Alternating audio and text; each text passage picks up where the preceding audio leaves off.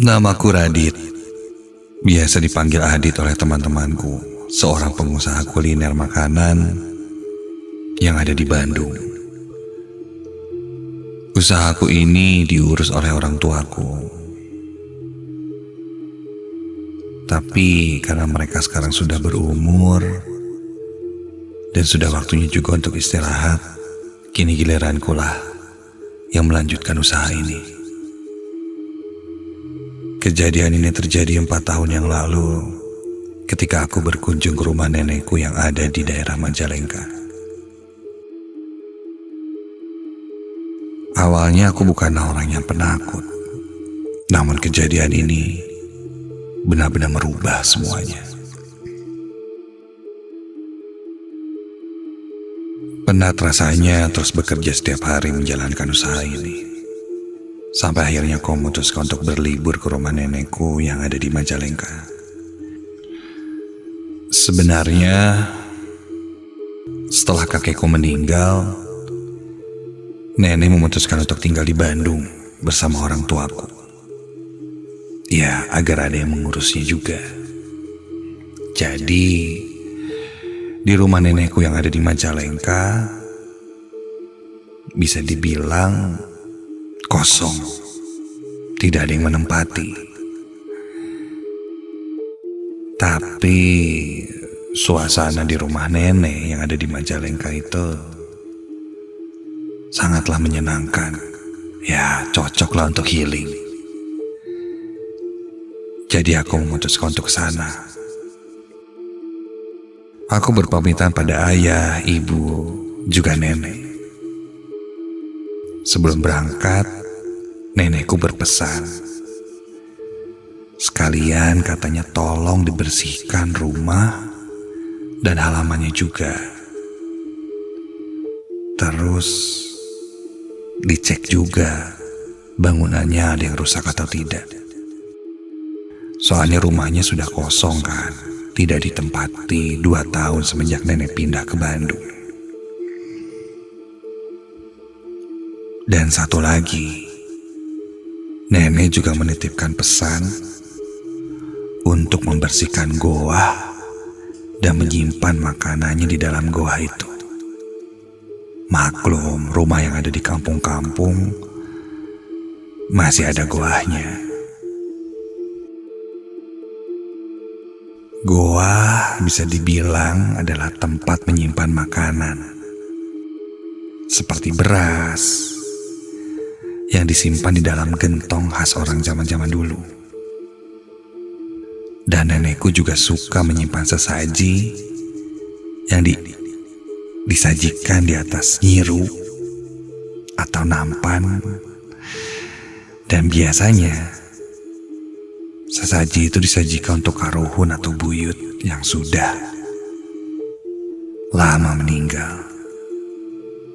Kata nenek, hal itu dilakukan untuk menghormati karuhun-karuhun kita. Aku pun mengiyakan. Berangkat pagi itu sekitar jam 7 dan jam 11 siang aku sampai. Rumah nenekku itu berada di dekat kaki gunung. Jadi memang agak jauh dari jalan raya utama. Harus menempuh jalan, naik ke gunung, melewati jalan yang isinya hutan. Tapi aku menikmatinya. Ini yang kubutuhkan. Udara yang segar, pemandangan yang indah. Sangat menyenangkan. Sesampainya di sana, aku menitipkan mobilku di rumah Teh Eis yang berada di dekat dengan jalan di kampung itu. Karena jalan menuju rumah nenekku tidak masuk mobil. Teh Eis sudah lama ku kenal, tetangga nenek yang sering membantu. Aku pun berjalan menuju rumah nenek. Sampai di rumahnya, benar saja, ternyata rumah ini sudah sangat kotor dan berdebu.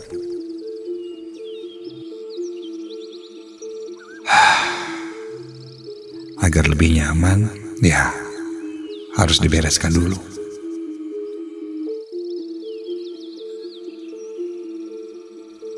Aku pun lanjut membersihkan rumah. Jika digambarkan, rumah nenekku itu cukup luas. Ada 4 kamar tidur, ruang tamu, dapur, kamar mandi, dan juga masih terdapat goa. Di sekeliling rumah dikelilingi kebun, dan di belakang rumah itu makam kakek dan buyut-buyutku yang sudah meninggal. Memang jaraknya sedikit jauh, tidak terlalu dekat dengan rumah dan juga area makam belakang. Dan satu lagi, ada satu pohon beringin besar dekat area makam yang ada di belakang rumahku itu. Singkat cerita, setelah membereskan semuanya, hampir jam 6 sore, Teis datang ke rumah sambil membawa sesaji. Aku masih ingat isi sesaji itu. Kelapa muda, kopi hitam, buah pisang, telur bebek, rokok, bubur putih, bubur merah, dan juga bunga berwarna merah dan putih. Aku lalu sedikit bercanda pada Teis dan bilang, "Duh Teh, nuhun ya, jadi ngerepotin. Kirim makanan banyak lagi kayak gini." Teis bilang katanya ini bukan untukku, tapi untuk disimpan di goa. Ya, aku juga tahu dalam hatiku, mana mungkin aku makan seperti itu. Dia lalu menyimpannya di dalam goa dan tak lama berpamitan untuk pulang, karena saat itu sudah mau maghrib dan hujan juga sudah mulai akan turun. Waktu pun berlalu. Setelah dibersihkan dan dirapikan, rumah nenek terlihat lebih nyaman. Ditambah hujan gerimis di luar, angin sepoi-sepoi yang masuk membuat suasana sangat syahdu, segar. Membereskan rumah nenek sendirian menguras banyak tenaga.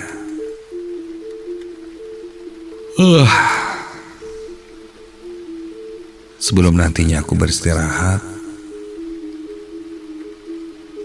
perutku terasa lapar. Tadinya aku mau ke warung untuk membeli makanan, namun karena di luar hujan dan itu cukup deras, membuatku malas untuk keluar rumah. Tapi perutku ini tidak kompromi. Entah kenapa terlintas di pikiranku untuk mengambil salah satu sesaji yang tadi disimpan Teis di goa. Lapar sih.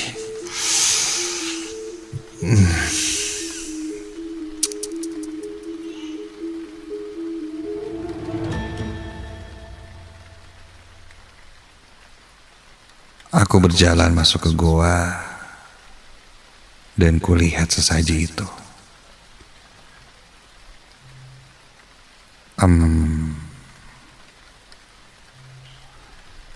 Kayaknya gak akan apa-apa kali ya kalau aku makan satu daripada kelaparan. Ini aja deh, buat ganjel lumayan. Pikir-pikir, masih aja ya ada orang yang nyimpan beginian. Aneh sih, tapi ya udahlah, gak ada yang tahu juga kayaknya.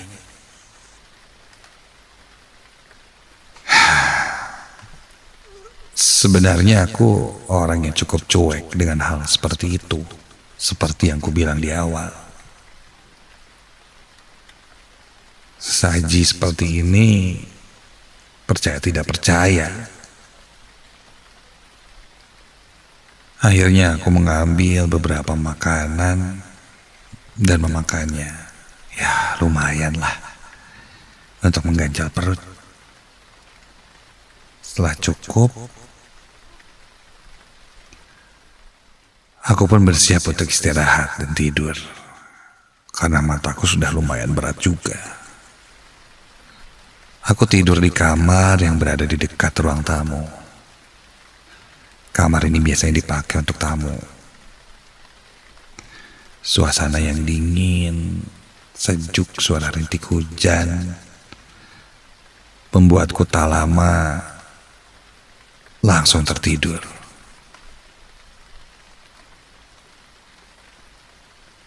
Sampai karena udara di sana sangat dingin, membuatku terbangun ingin buang air kecil. Bergegas aku bangun, keluar kamar dan berjalan menuju kamar mandi. Melewati ruang tamu, dapur, dan goa. Sampai depan pintu kamar mandi, kulihat pintu kamar mandinya tertutup. Perasaan terakhir aku lihat pintunya masih terbuka.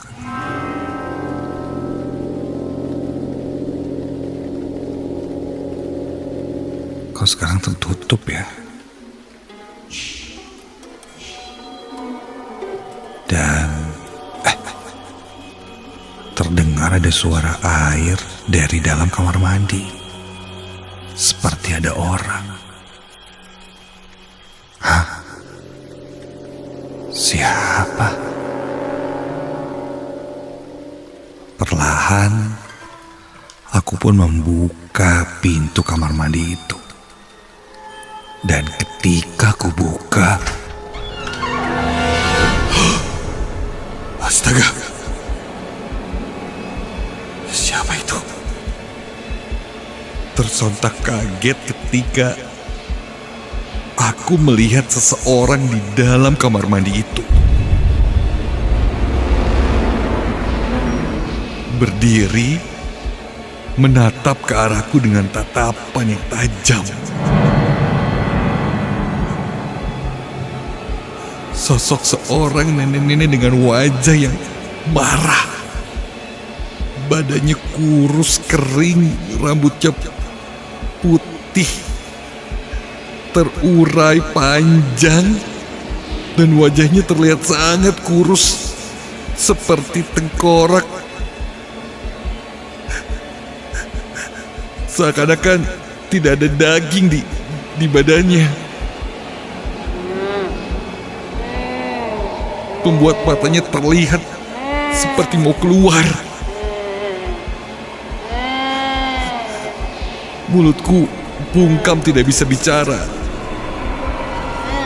Aku seakan dipaksa untuk melihat sosok nenek itu.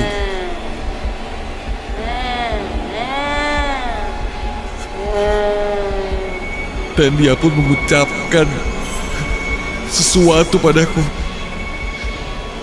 Dia bilang, "Teu sopan sia, teu sopan, teu sopan."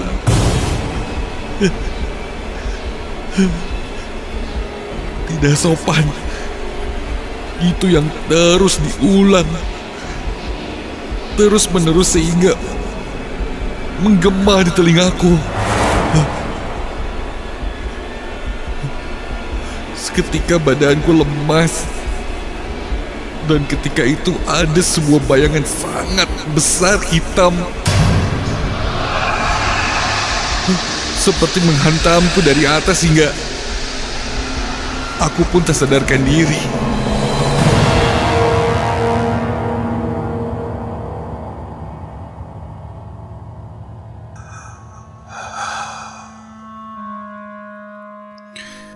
Pagi harinya ketika terbangun, aku masih tergeletak di depan kamar mandi.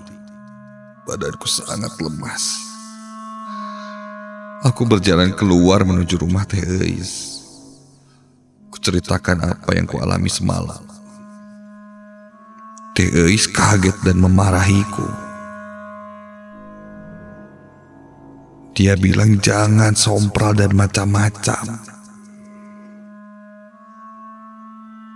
Perbuatanku sangat-sangat membuat Kak Ruhun marah. Memakan sesaji yang disiapkan untuk mereka.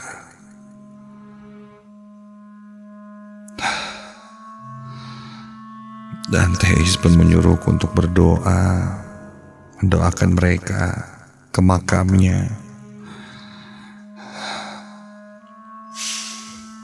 dan meminta maaf.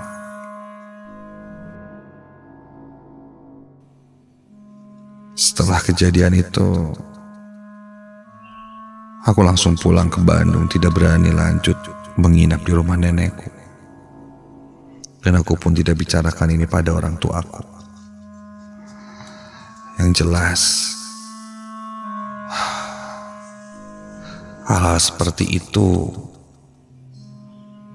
sudah menjadi kebiasaan beberapa keluarga.